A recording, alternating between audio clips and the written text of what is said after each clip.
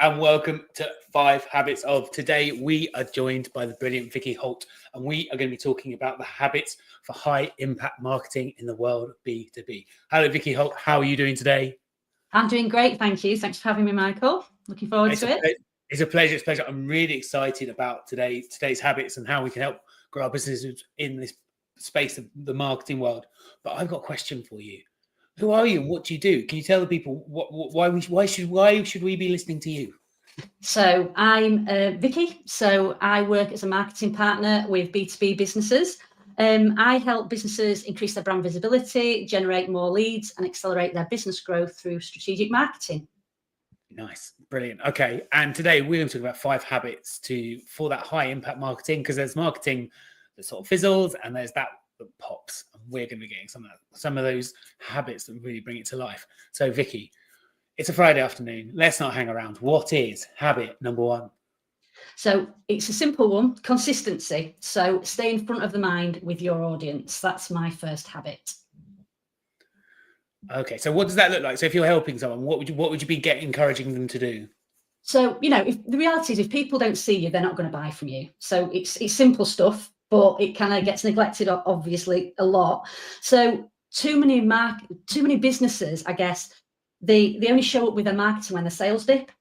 So my biggest piece of advice would be, always market yourself when you're busy, not just waiting for those kind of dry patches, because it's really difficult then to get that momentum. So always putting yourself out there.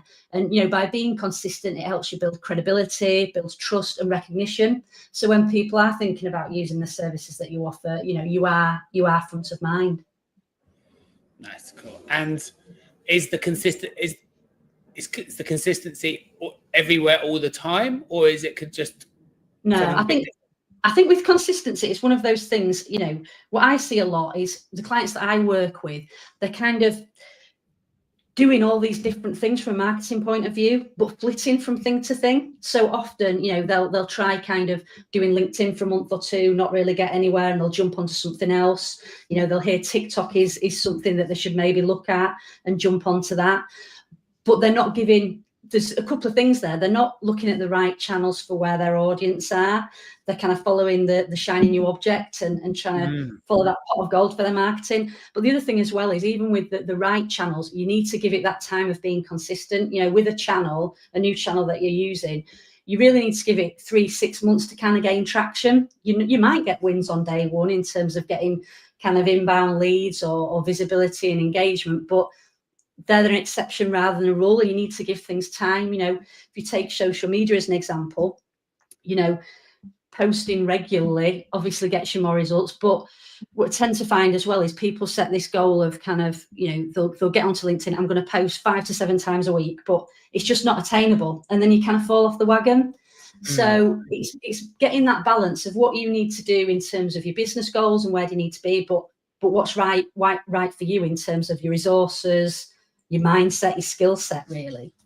Nice. Yes. No, that consistency is the hard thing. Like we've probably both been on that journey. I know when I started coming to LinkedIn, I was like, I'm going to do 5 days a week. And actually that's quite hard. If you don't have the skill to do it 5 days a week, it's not just pressing post 5 times. It's finding the time to write something, create it. So it's about that.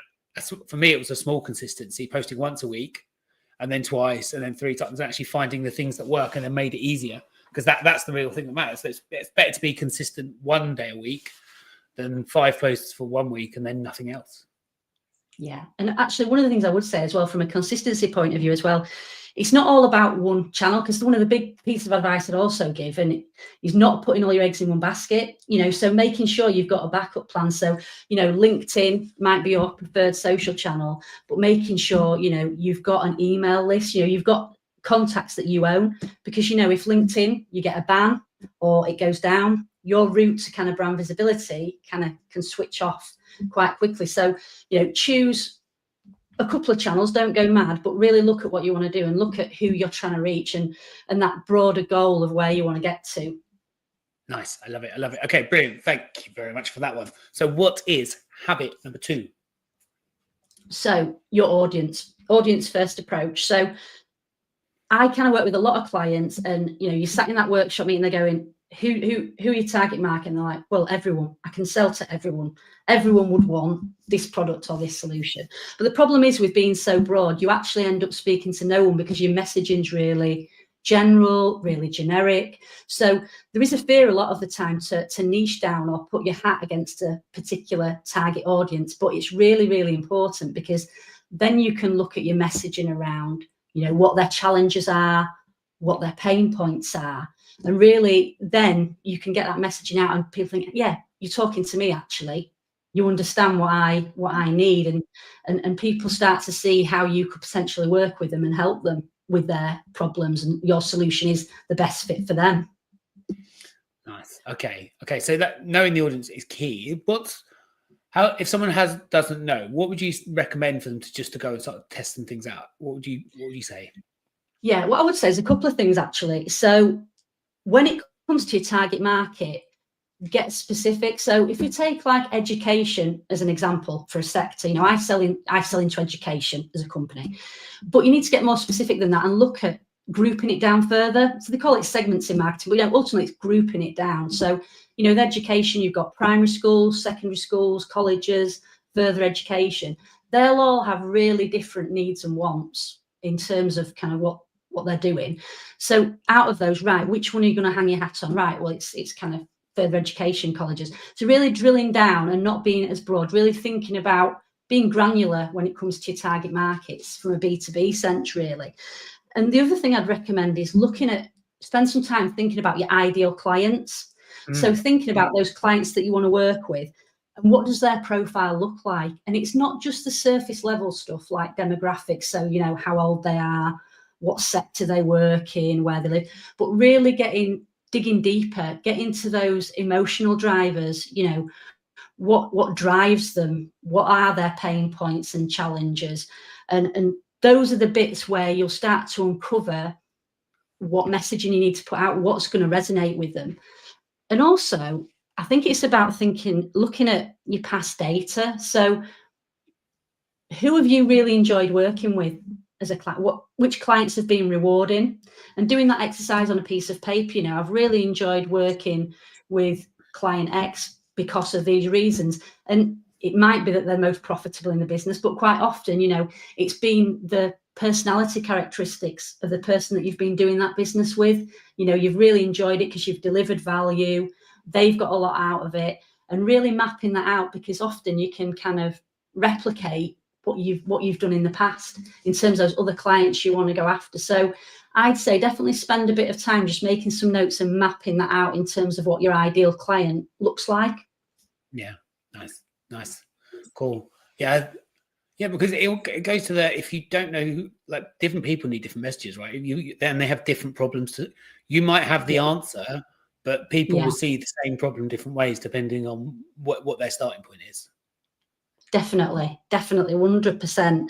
And with a lot of the clients I have, we spend time kind of looking at those kind of problems and breaking them down into what's the problem they've got, what are the barriers, what are the solutions they bring to it, why they should pick you. So actually you're getting some really good messaging in your mind in terms of when you're putting that stuff out there, it is joined up and it makes sense to your kind of clients. And also there's no better no better way as well in terms of doing research, chatting to your clients, so when you win a client, having that conversation of why they chose you, why they chose to pick you over other people they might have looked at, because those are the real kind of golden nuggets in terms of helping you with your messaging going forward, especially if they're your ideal clients and they're the kind of clients that you want more of when you're prospecting. Yeah, brilliant. I love it. Okay, so that brings us almost to the halfway point. What is habit number 3? So habit number 3 is data-driven decision making. So basically stopping the guesswork, because marketing isn't about what you feel in your gut. Sometimes it is, but it's about understanding what actually works. So looking at that marketing activity you're doing and doing more of it. I work with a lot of businesses that waste time and money on marketing that isn't driving results necessarily. And it's easy to fall into that trap of, we know what works in our industry. And and doing the same old thing. But smart decisions really are based on data, and that could be a number of things. So a lot of data should be tracking in terms of your website analytics, looking at where your website visitors are coming from. What's that journey like before they inquire, and make that initial kind of, I want to book a call with you, or book a demo, or an appointment, whatever that might be. Social media engagement. So looking at what types of posts get the most interaction, and what content drives conversations. Not necessarily the vanity metrics. We're all guilty of chasing the likes and things like that. But what are the things that actually get you that output, that desired result? Looking at lead sources as well. So, where are your current leads coming from? Are they coming from referrals? Are they coming through LinkedIn or email campaigns? And email performance, are you getting the clicks through when you send emails? What action are they taking after that? Are they going to the desired landing pages? Are they taking the action? And really trying to hone in on that and look at it. Because a lot of the clients I work with, some don't have those systems in place in the first place. Others do, and they don't really look at it. And that's where you can uncover a lot. And that's where I usually start when I'm working with clients, looking at those kind of things. Nice, interesting. And do you find that some of the pain right now is people being more comfortable with some more traditional marketing, which actually doesn't really do it? And so they're putting something in a print magazine because that's what they've done for the last 10 years, and it used to work, and it no longer does. And actually, it's not actually. It's almost vanity marketing. You put it somewhere that makes you feel like you're doing something, whereas actually you could, with a bit of focus, really spend your money somewhere better. Yeah, for sure. I mean, there is that thing of people doing stuff because they've always done it. And advertising stuff is notoriously difficult to track its ROI in terms of if you get any results. There are metrics people kind of track, like, the coverage and things like that, but it is really not a kind of tangible thing to track. Whereas now I think, marketing has evolved such a lot, and it's great in terms of, especially in a digital sense. We've got all those tools there. So you've got, and we'll come on to this in a minute, it's great, that ability to tweak and refine things. Whereas, 15, 20 years ago, you didn't have any of those things. And it kind of all was very kind of old school, traditional print and things like that. Saying that, these days, there are kind of sometimes those more traditional bits of marketing do stand out because it is so noisy in the digital space. Yeah. But when it comes to the metrics, definitely there's a lot of stuff online, like your website, social media. You've got such amazing tools that are often free and embedded in it, but it's knowing how to use them and knowing what to look for. That's brilliant. Okay, I love it. So we're halfway, and for those who are watching, you do need to hang on to the end because Vicky's going to bring it all together in a way that really brings it to life. So what is habit number 4, please? So I just mentioned it in habit 3, but it's around adaptability. So tweaking, testing and refining. So, there's nothing, what I think you just kind of touched on it, what worked kind of last year even might not work today. So you've got to be constantly tweaking and refining. Marketing evolves so quick, technology evolves so quick, and, trends change. New platforms are coming out, so it's all about those people who don't adapt. You're going to get stuck in a rut, and like you say, those people who are putting out maybe ads because they've always done it in their local kind of publication. It's not going to kind of cut it anymore. So that high impact marketing, I think it's all around tweaking, testing and refining. So really optimizing your campaigns, and take a look at things like pay-per-click and things like that. Google AdWords, social media.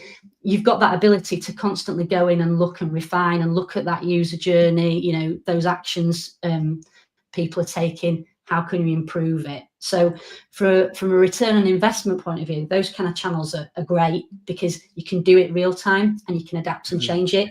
And I think one of the things that the danger is you can get overwhelmed with kind of that, and it kind of seems a bit more complex than it is. So what I'd kind of say with that is making really, really small changes and just seeing what impact that has, rather than trying to rehaul everything. If you take, for example, email campaigns, looking at split testing, so you can look at certain variants of it. You know, it might be changing a hook or a headline or an image, but changing them in small little steps to see, you know, to get to a point of something that works really well from a content point of view with your audience. Yeah, and that takes real control, changing one bit at a time, and not throwing the baby out with the bathwater and going, well, I'm going to try something completely different somewhere else, because you spend time building these systems, and actually it's about the tiny changes, so you don't lose that time and thinking you've invested, right?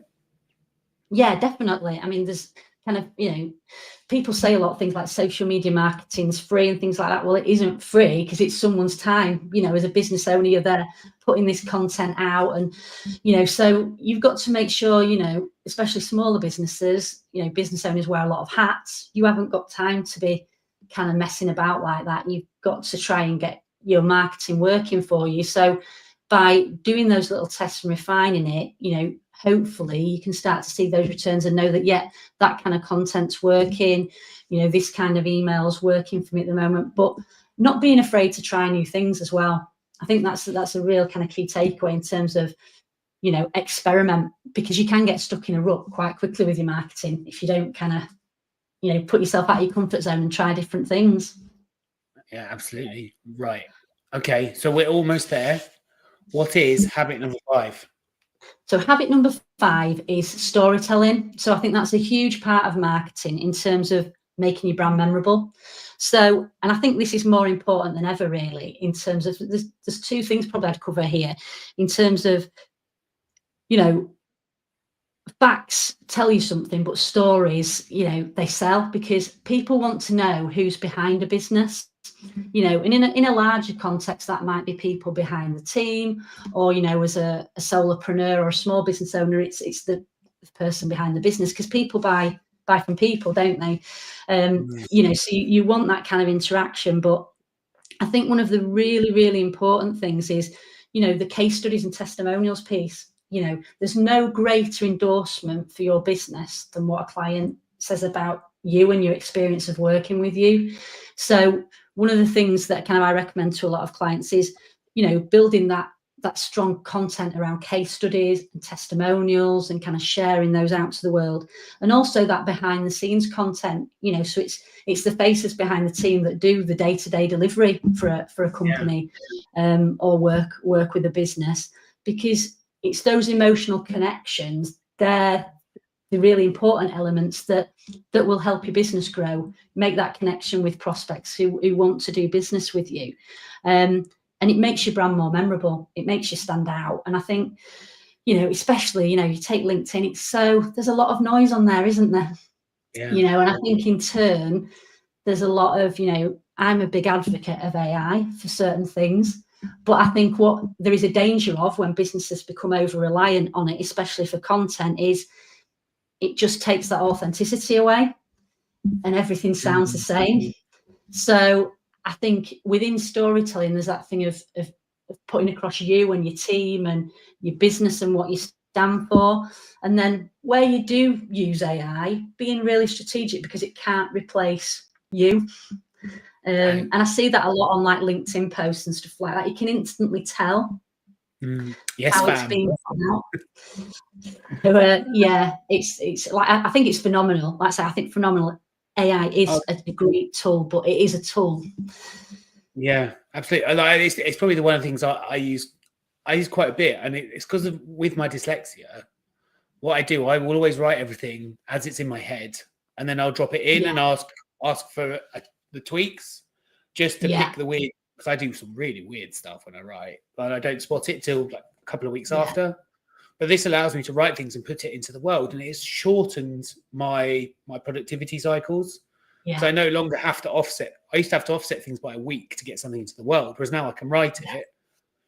And I've trained ChatGPT to know who I am and know what my product is. So if I get something wrong, it can actually pick it up as well. But that's taking time, and that's part of like, the build the process. And that's why I can't throw it out, because actually it's taken a lot of work to get it where it is. Yeah, and that's the thing is with it, and I think you've hit the nail on the head there. It's around training it, it's around prompting it, and making sure. And obviously, you do that from the sound of it in terms of you will put that in, but you'll refine it, and obviously it's getting smarter because it's kind of getting those cues of what you like. I think the danger is I see a lot at the moment is literally it's just write me a social post, bang it into ChatGPT, and like put it into the feed, and it's just like, oh, you can spot them a mile off. But don't get me wrong. I think it's great from a productivity point of view though, because and especially for you, like with dyslexia, it's helping you to pull those bits through. So I think it's great, but it's just that thing of like you say, just making sure it's still you. Yeah. So I would say that's the thing. Don't rely on it as a cut and paste where you haven't spent that time training it, prompting it, and sense checking it before you put it out. And that is the sort of the worst use case, isn't it? Is people just they are just trusting it to know exactly what it's doing, and a lot of the time there's some crazy stuff still pops up for me as well, and it forgets who I am and it keeps forgetting what year I'm in at the moment. It keeps saying I'm in 2024. I'm like, definitely not. Just definitely not. Okay, so those are our 5 habits. You were talking to me before. You said there's something that pulls it all together. So what is that magic thing that pulls it all together? So, all these habits are good. The things I'd recommend in terms of getting your marketing to create more impact, but it all needs to be underpinned by strong marketing foundations.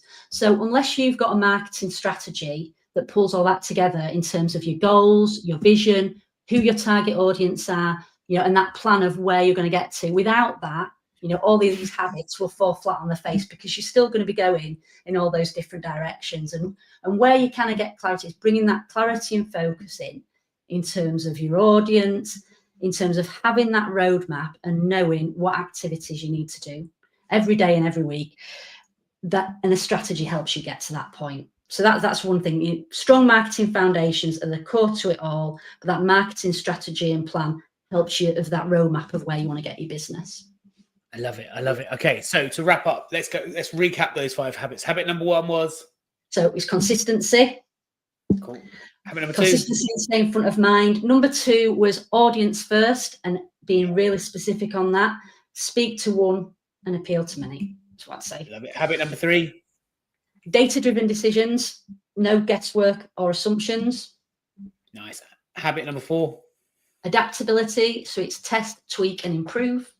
I love it. And habit number 5? Storytelling, making your brand memorable.